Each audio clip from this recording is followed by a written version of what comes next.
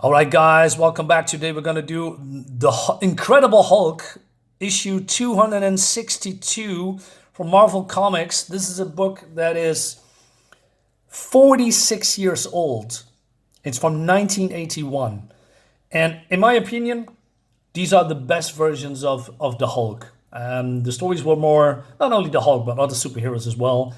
80s and 90s. Maybe I'm biased, but because I grew up with it, but I still think they are the best when it comes to writing and sometimes even art. I think it's better. And there's, a lot of these stories from the Hulk has a very mature storylines. There's a lot of people dying and disappearing and drama and trauma. Drama and trauma. Okay, that's for another time. So without further ado, we're gonna continue with the story. Well, it's not continuation. We're gonna tell the story of a woman that lives in a glass house, and we start here in Malibu, and we see that Bruce Banner has been washed ashore, and there's a woman in white and a white dog approaching him. Written by Bill Mantlo and Sal Buscema, who's also the artist. Jim Novak, Ben Shawn, Al Milgram, and Jim Shooter are involved as well. There's two stories in one, by the way. But we're going to tackle only this story. So it's a short story, but it's a good one. Anyway, so this alabaster-looking woman looks, and she knows that the tide is rising. She feels his pulse, and she realizes that he's barely alive. And she says, "We must get him to the house. But first."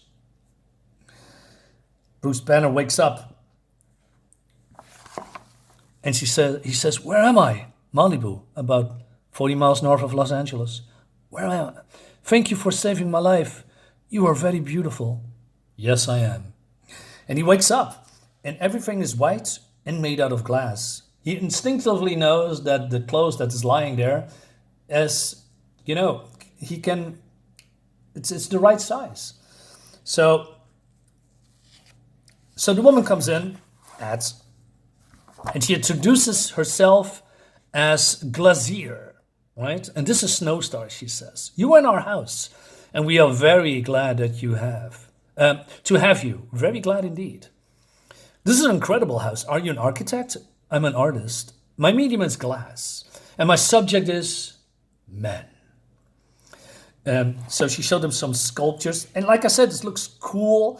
When I saw this, when I was younger, because I read the Dutch versions, I was amazed purely because of the difference in tone, the difference in colors, right? I mean, everything is white, everything is glass. It piqued my interest immediately. And the strange woman here as well. What does she want with Bruce, right? So she says, "Hey, why don't you come a little bit closer? I'm going to show you my sculpts," right? He says, "I know nothing about you, yet you saved my life and allowed me into your home. Why?" "You are a man in trouble, and I collect men. As subjects for my sculptures, of course.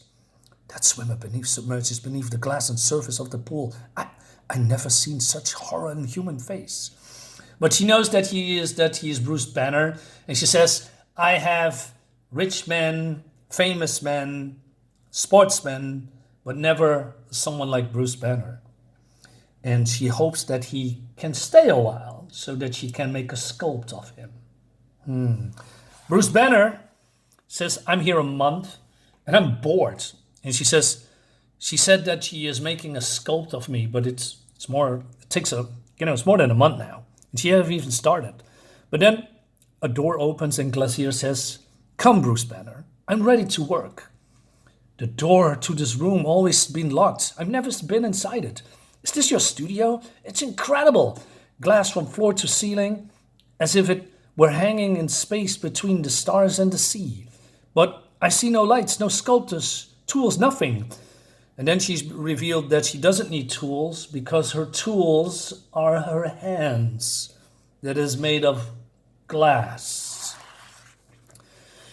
Now, "I was an artist," she says, "once until a man broke my heart as if it were glass. I swore revenge on all men, but I had no power to achieve it until I gained the ability to turn people to glass.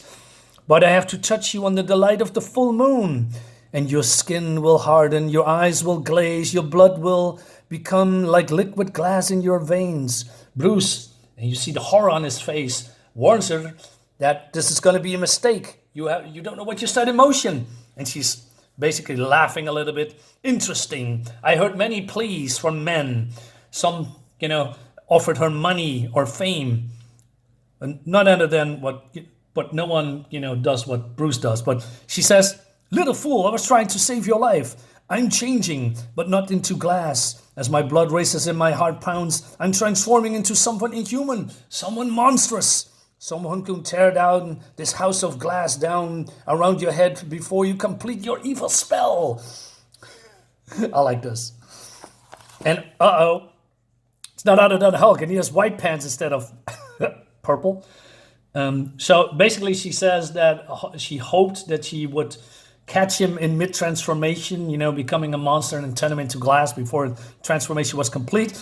So the dark snowstar is attacking, and she accidentally wants to catch him while Hulk throws the dog, but it's too late. The dog is dead, and also, her sculptures are being destroyed. My art, you are destroying my collection. I had hoped to mount Bruce Banner, the man becoming the Hulk in my gallery. Banner, Banner, Banner. Was it Banner who brought Hulk here? Hulk never bothers Banner, but Banner always gets Hulk into trouble. But then something happens. It's the studio.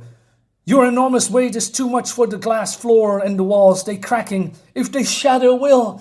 But again, it's too late. And they are falling into the sea. But only the Hulk emerges. And Hulk wants to destroy Banner because he thinks that Banner is the cause of all his woes, all of his misery, right? And then, beneath the waves of Malibu, a shimmering statue sinks deeper into the silt. It's the woman called Glacier, her glassy touch turned back upon herself. Saved? The end. Short, sweet, cool story. We never see Glacier again. I wish. It was a fun story, but, maybe it was the only end that could happen to Glacier, right? Very, I'm not sure poetic, but karma. There's also another story here about Bruce Banner is, walking around looking for a job. This young boy tries to say, hey, help me. These people are trying to hurt me. And then there's this doctor giving him pills. And he says, hey, this is my adopted son. And he's sick. And he's on the psychotic elevation, and he says, hey, can I have a job? So he's getting the job, and he's worried about this little boy. He says, it's Mark Sarkin, the administrator's son, Susan. He always kept drugged and inside locked room. What's wrong with the kid? Right? So it seems that he when he reached puberty, he says that his parents were not his parents. In Mark's case, it's more severe. He's convinced that his parents are different from him. Inhuman. Alien. All right. And then one time when he's asleep, Dr. Sark has been punched through the door, and it says he was too late for administrating the right dose, and Marcus was waking up. So it's been revealed that Mark is... he's not human. He's an alien. His parents, or the one that inside of the ship are turned to dust, to ashes, and they found this monstrosity, a baby, but it seems that it can turn itself into a human. The vessel explodes, and they are, basically becoming his parents. But we never told him. But physical changes at puberty made Mark suspect a difference between us and him. He thought we were the aliens.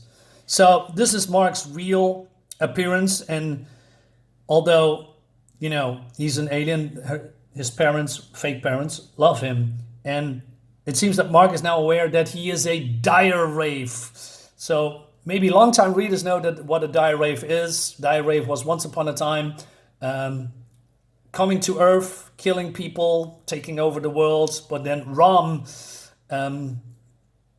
what is Rom, Andy? Something. But Rom, the Space Knight, was, their natural enemy is coming to, the fight between Rom and the Dire Wraiths was great, was fantastic. The Dire Wraiths looked also a little bit different back then. Well, not here, but later on, with a sharp tongue that puncture into the necks or the heads of the humans and then absorbing their memories and the appearances. It's not like here, so this is probably a little bit different. It seems that the Dire Wraiths knows that some whispers in his head telling who he really is. And of course he wants to kill Banner, but then he turns into the Hulk. And he says, so human possesses the power to alter their appearance too. I never saw any evidence of it in the Sarkans. What are Sarkans? Who are you? I am a creature from beyond the stars, Green One. I am the death knell of your entire human race. All right, but he says that he's not prepared to fight someone like the Hulk, so he wants to flee. Of course, the Hulk doesn't like that, grabs him, and Mark turns into a snake with venom. But then his surrogate father, I guess, comes in, administrating the dose to calm him down. But, instead he's fighting back. And then it works. He's turning back into a human. But, of course, the Hulk wants to smash him. So Doctor comes in. Hulk, whatever that creature is, wherever it comes from, my wife and I raised him as our son. We can't stop loving him just because he's different, just because he's bad. Well, would you? Should you? Puny human are crazy. Boy is boy. Boy is not boy. Boy is monster, he says. But then the Sarkin says, you call this poor unfortunate creature a monster? You? Then what's that make you, Hulk? You whose fist can level a mountain. You who cause a city to tremble in fear. You who destroys all you lay your hands on. Who are you to call my son a monster? And then Hulk is Hulk. Hulk is the strongest one there is. And puny human is right. Hulk is nothing but a monster. His agony carries him into the night. For all his power, the Hulk knows he can never change the nightmare of his own existence. Yeah. So I did the second part. I didn't plan to do it, but I did it. So yeah, guys, 2 in 1. 2 short stories, well told, well written. I especially like this whole Glacier. Yeah, I don't know. I wish it was longer, and I wish we saw her back. But no, still a cool story, though. Guys, let me know in the comments what you think about it. I see you in the next one. Thank you so much. Bye-bye.